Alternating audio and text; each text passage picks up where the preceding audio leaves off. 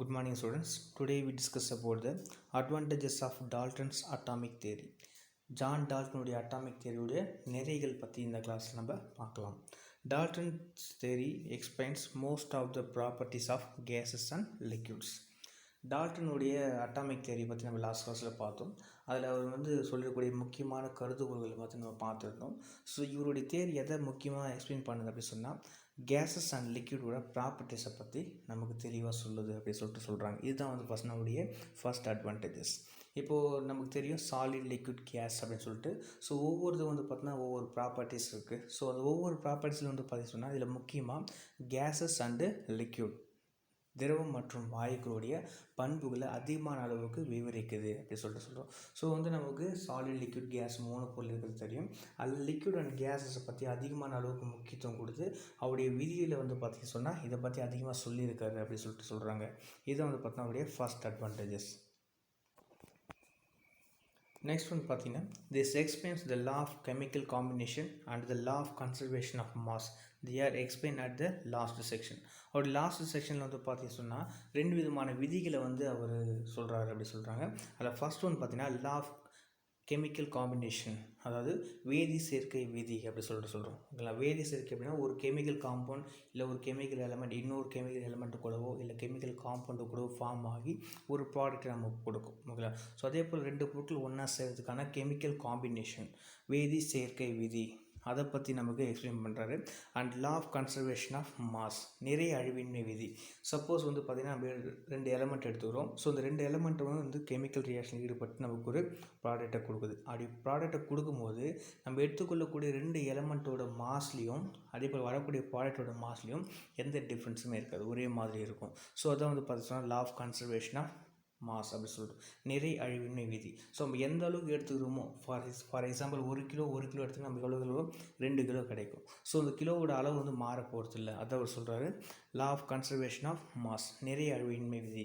So ரெண்டுத்தையுமே பார்த்தா நமக்கு எது நல்லபடியாக எக்ஸ்பிளைன் பண்ணுது. தேர்ட் ஒன் பார்த்தீங்கன்னா this theory helps to recognise the molecular differences of element and compound.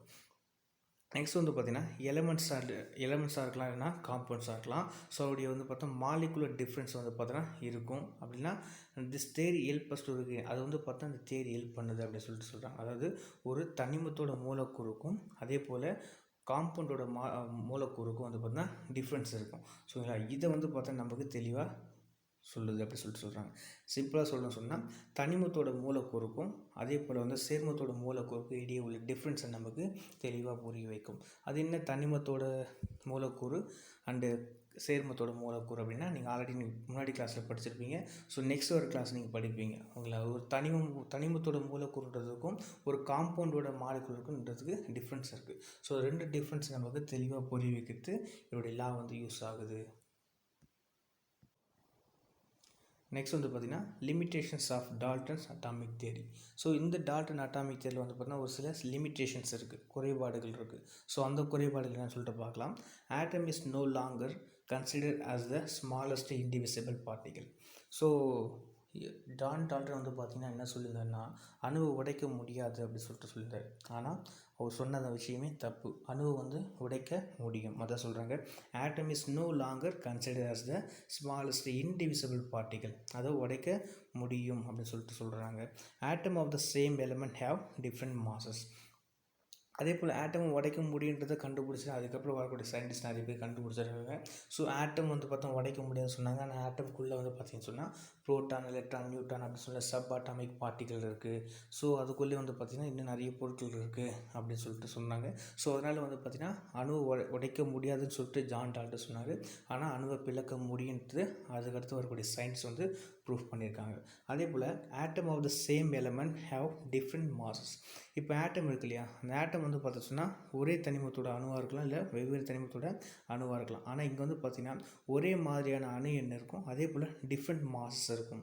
Same atomic number different mass number. இதை தான் நம்ம ஐசோடோப் அப்படின்னு சொல்லிட்டு சொல்லுவோம். ஓகேங்களா? ஸோ ஒரு தனிமத்துக்கு பார்த்தா ஒரே மாதிரியான அணு எண் தான். ஆனால் அதோட நிறைய எண் பார்த்தோன்னா வேறு மாதிரி கிடைக்கும். ஃபார் எக்ஸாம்பிள் குளோரின் இருக்குது. குளோரோட அட்டாமிக் நம்பர் 17 தான். ஆனால் பார்த்தோடைய மாஸ் நம்பர் 35, 37 ரெண்டு கிடைக்கும். அதே போல் கார்பனுக்கு C12, C13, C14 இருக்குது. ஓகேங்களா? அதே போல் ஆக்சிஜனுக்கு O15, O16, O17. ஸோ மாறி மாறி இருக்கும். ஸோ ஒவ்வொன்றும் வந்து பார்த்தீங்கன்னா டிஃப்ரெண்ட் மாஸ் நம்பர் இருக்கும். ஸோ அது போல் பார்த்தீங்கன்னா same atomic number different mass நம்பரை நம்ம ஐசோடோப் அப்படின்னு சொல்லிட்டு சொல்லுவோம். நெக்ஸ்ட் வந்து பார்த்தீங்கன்னா atom of the different elements may have same masses. Atom of the different element வேறு வேறு தனிமத்துக்கு ஒரே மாதிரியான நிறை எண் இருக்கும் அப்படின்னு சொல்லிட்டு சொல்கிறாங்க. அதாவது தனிமம் வேறு வேறு ஆனால் அதோடைய நிறை எண் ஒரே மாதிரி இருக்கும். அப்படி இருந்துச்சு சொன்னால் அது ஐசோபார் அப்படி சொல்லிட்டு சொல்லுவோம். ஃபார் எக்ஸாம்பிள் ஆர்னுடைய அட்டாமிக் மாஸ் 40, அதே போல் கால்சியம் அட்டாமிக் மாஸும் 40. ஸோ அவருடைய அட்டாமிக் நம்பர் வேறு, இதோடைய அட்டாமிக் நம்பர் வேறு, அதே போல் டிஃப்ரெண்ட் எலமெண்ட் ஆனால் அவருடைய அட்டாமிக் மாஸ் மட்டும் சேமாக இருக்கும். இதை தான் நம்ம ஐசோபார் அப்படி சொல்லிட்டு சொல்லுவோம். இல்லை, so different element same mass number இருந்துச்சு சொன்னால் அது ஐசோபார் அப்படி சொல்லிட்டு சொல்லலாம். நெக்ஸ்ட் வந்து பார்த்திங்கன்னா substances made up of same kind of atom may have different properties. அதாவது அதே போல் substances made up for same kind of atom ஒரே மாதிரியான அணுக்களால் ஆன சப்ஸ்டன்ஸ் வந்து பார்த்தீங்கன்னா அவருடைய ப்ராப்பர்ட்டிஸ் டிஃப்ரெண்ட்டாக இருக்கும் அப்படின்னு சொல்கிறாங்க.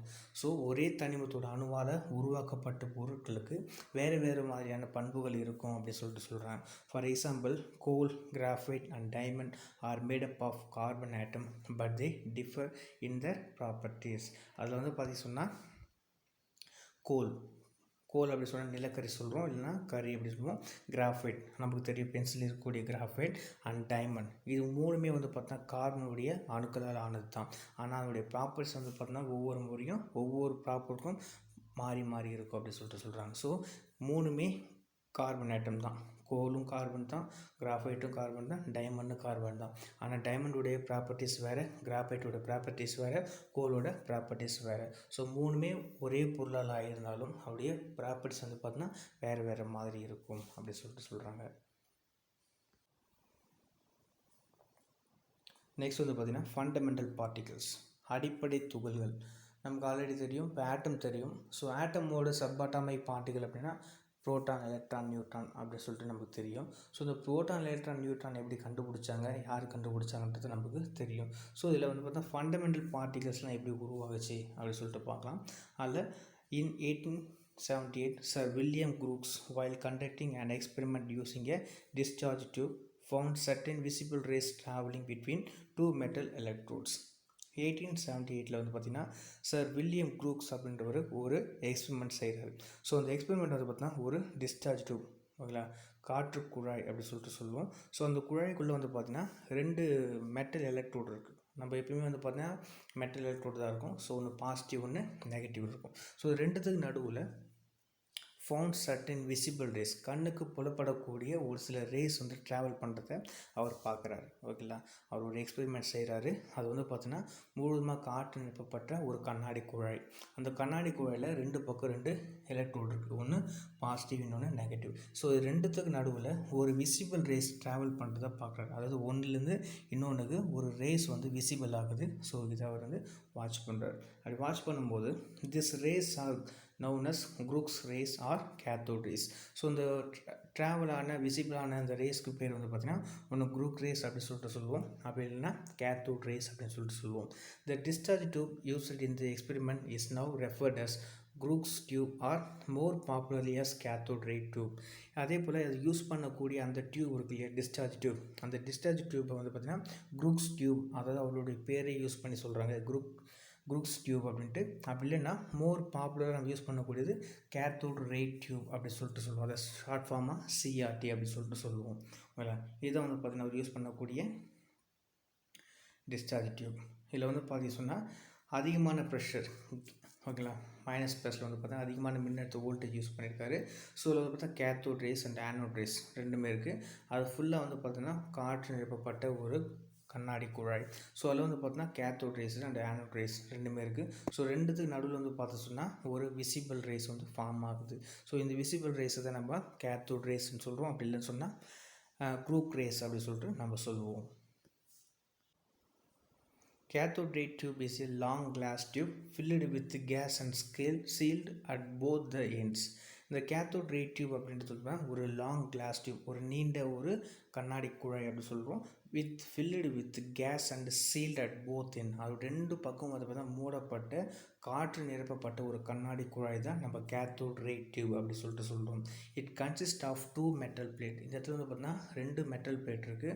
ஒன்று வந்து பார்த்தா விச் செட் ஆக்டஸ் எலக்ட்ரோட்ஸ், அதாவது ஒன்று பாசிட்டிவ் ஒன்று நெகட்டிவ். இது ரெண்டுமே வந்து பார்த்தா கனெக்டட் வித் ஹை வோல்டேஜ். இதை ஹை வோல்டேஜ் கொண்ட ஒரு கரண்ட் மூலிமா கனெக்ட் பண்ணியிருக்காங்க. The electrode which is connected to the negative terminal of the battery is called cathode negative electrode. இதில் வந்து பார்த்திங்கன்னா இந்த எலக்ட்ரோட் 2 எலக்ட்ரோட் இருக்கு இல்லையா, அது எலக்ட்ரோடில் ஒன்று வந்து பார்த்திங்கன்னா the electrode which is connected to the negative terminal. ஒரு கேத்தோட வந்து பார்த்திங்கன்னா சொன்னால் நெகட்டிவ் டெர்மினலில் கனெக்ட் பண்ணியிருக்காங்க. அதை வந்து பார்த்திங்கன்னா நம்ம நெகட்டிவ் அப்படி சொல்லிட்டு சொல்கிறோம். ஸோ அதுக்கு கேத்தோட் அப்படின்னு சொல்லிட்டு பேர்.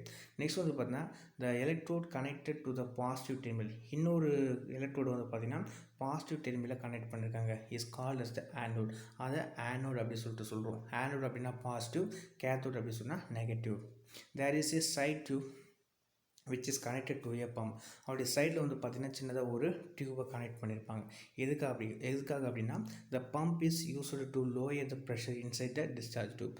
அந்த டிஸ்சார்ஜ் டியூப்பில் வந்து ஃபுல் அண்ட் ஃபுல் காற்று இருக்குது. ஸோ அந்த ப்ரெஷரை கண்ட்ரோல் பண்ணுறதுக்காகவும் அந்த ப்ரெஷரை குறைக்கிறதுக்காகவும் அது கீழே வந்து பார்த்தீங்கன்னா ஒரு பம்பை கொடுத்துருக்காங்க. இதை வந்து பார்த்து சொன்னால் டிஸ்சார்ஜ் டியூபோட பிக்சர் கீழே கொடுத்துருக்காங்க. அதை நான் உங்களுக்கு திரும்ப காட்டுறேன்.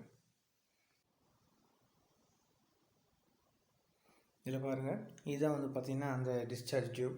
இதில் வந்து பார்த்திங்கன்னா ஃபுல் அண்ட் ஃபுல் கேஸ் நிரப்பப்பட்ட 2 பக்கம் க்ளோஸாக இருக்கக்கூடிய ஒரு கண்ணாடி குழாய். இது உள்ள வந்து பார்த்திங்கன்னா ஃபுல் அண்ட் ஃபுல் வந்து கேஸ் ஃபில் பண்ணியிருக்காங்க. ஸோ இந்த கேஸோட ப்ரெஷரை குறைக்கிறதுக்காகவும் அதை கரெக்டான அளவில் வைக்கிறதுக்காகவும் அந்த இடத்துல பம்ப் வந்து ஃபிக்ஸ் பண்ணியிருக்காங்க. ஸோ இது உள்ளே எந்த அளவுக்கு ப்ரெஷர் இருக்கணும் அப்படின்றதுக்காக கண்ட்ரோல் பண்ணுறதுக்காக பம்ப். அதே போல் வந்து பார்த்திங்கன்னா சொன்னால் ஹை வோல்டேஜில் அதை கனெக்ட் பண்ணியிருக்காங்க. ஸோ ஒன்று பாசிட்டிவ் டெர்மினல் வந்து பார்த்திங்கன்னா சொன்னால் ஆனோட ஃபிக்ஸ் பண்ணியிருக்காங்க. அதே போல் அதனுடைய நெகட்டிவ் டெர்மினல் வந்து பார்த்திங்கன்னா சொன்னால் கேத்தோடு. இப்போ பார்த்திங்கன்னா நெகட்டிவ் இருக்குங்களா, ஸோ நெகட்டிவ் டெர்மினல் கேத்தோடையும் அதே போல் வந்து பார்த்திங்கன்னா பாசிட்டிவ் டெர்மினலில் ஆனோடை ஃபிக்ஸ் பண்ணியிருக்காங்க. ஸோ கேத்தோட் அப்படின்றது மைனஸ், ஆனோட் அப்படின்றது ப்ளஸ். ஓகேங்களா. ஸோ இதுதான் வந்து பார்த்திங்கன்னா இந்த டிஸ்சார்ஜ் டியூப்போட ஸ்ட்ரக்சர். இதில் வந்து பார்த்திங்கன்னா சொன்னால் இதுக்குள்ளே இந்த 2 கேத்தோடு இருக்கு இல்லையா, இது கேத்தோடு ஆனோட், இது ரெண்டுத்துக்கு நடுவில் ஒரு ரேஸ் வந்து விசிபிள் ஆகுது. ஓகேங்களா. ஸோ இதுதான் வந்து பார்த்திங்கன்னா கேத்தோட் ரேஸ் அப்படின்னு சொல்லிட்டு சொல்கிறாங்க.